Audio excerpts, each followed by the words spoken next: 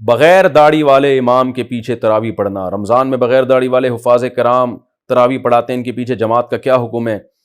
بھائی داڑھی والے کو ترجیح دینا چاہیے۔ آج کل یہ بہت بڑا رواج، بہت برا رواج پھیل گیا ہے کہ داڑھی کٹانا تو کبیرہ گناہ ہے۔ کم از کم امامت کے مصلی پر جو اتنی مقدس جگہ ہے وہاں تو ایسے شخص کو کھڑا کرنا چاہیے نا جو کبیرہ گناہ کا ارتکاب نہ کرتا ہو۔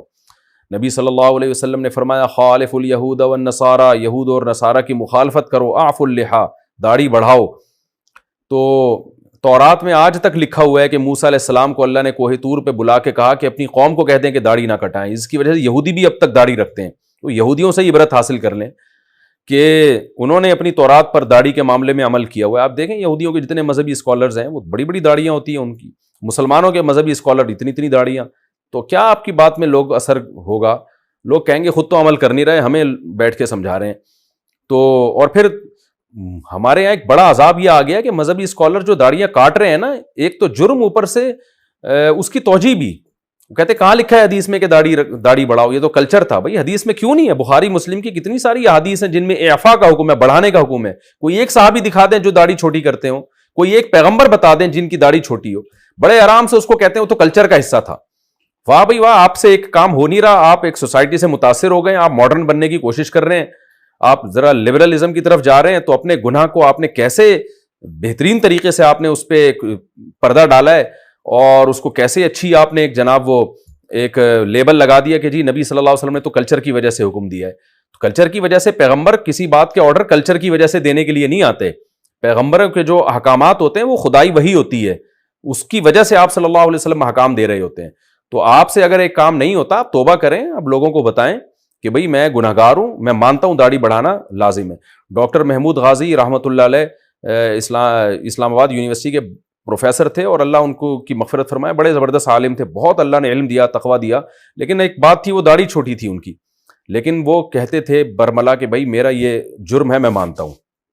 ان کی مجھے یہ بات بڑی اچھی لگتی تھی، وہ کہتے تھے میں داڑھی چھوٹی کرتا ہوں لیکن میں اس پہ کوئی لیبل نہیں لگاتا، میں اس کو جائز نہیں قرار دیتا، یہ بالکل ناجائز ہے۔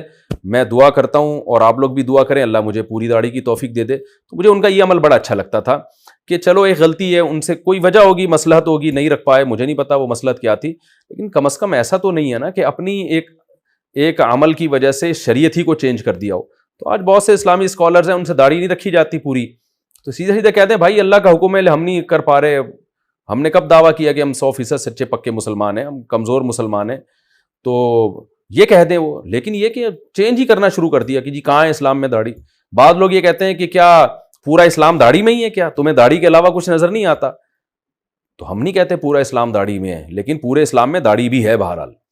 تو اس لیے جو تراویح میں ہے نا، ایسے امام کو ترجیح دینی چاہیے جو مکمل داڑھی ہو، جس کی اس کی ایک برکت ہوتی ہے، آپ اس کو اپنا نمائندہ بنا رہے ہیں نماز میں، وہ گویا آپ کا پیغام، آپ کی جو دعا ہے سورہ فاتحہ میں جب وہ فاتحہ پڑھتا ہے تو آپ کی طرف سے پڑھتا ہے نا، وہ ایک نمائندہ بن کے اللہ سے بات کر رہا ہے۔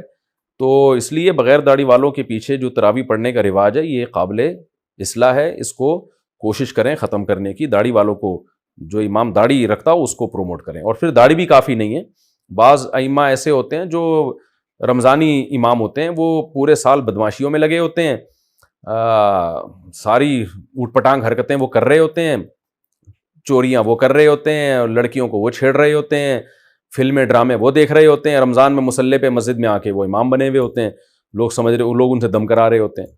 تو یہ بھی غلط ہے، ایسے امام کو چاہیے بھائی اپنی گھر میں نماز پڑھا لے تو، ٹھیک ہے نا، اپنی قرآن مکمل کر لو۔ ہم ان کو یہ تو نہیں کہتے کہ قرآن مکمل نہ کریں، لیکن مسجد میں مصلی پہ بہرحال اس کا خیال کرنا چاہیے کہ ایسے شخص کو امام بنائیں جس پہ لوگوں کو اعتماد ہو، اس میں تقویٰ ہو، اس میں کچھ صورت اور سیرت سے وہ شریعت کا پابند لگتا ہو، کیونکہ اس کے اثرات پھر مقتدیوں میں جاتے ہیں اور نماز کی برکتیں زیادہ حاصل ہوتی ہیں۔ صحابہ کیوں اس کا خیال کیا کرتے تھے کہ ہم پیغمبر کے پیچھے نماز پڑھیں؟ کیونکہ امام جتنا مقدس ہوگا نماز بھی اتنی ہی جاندار ہوگی۔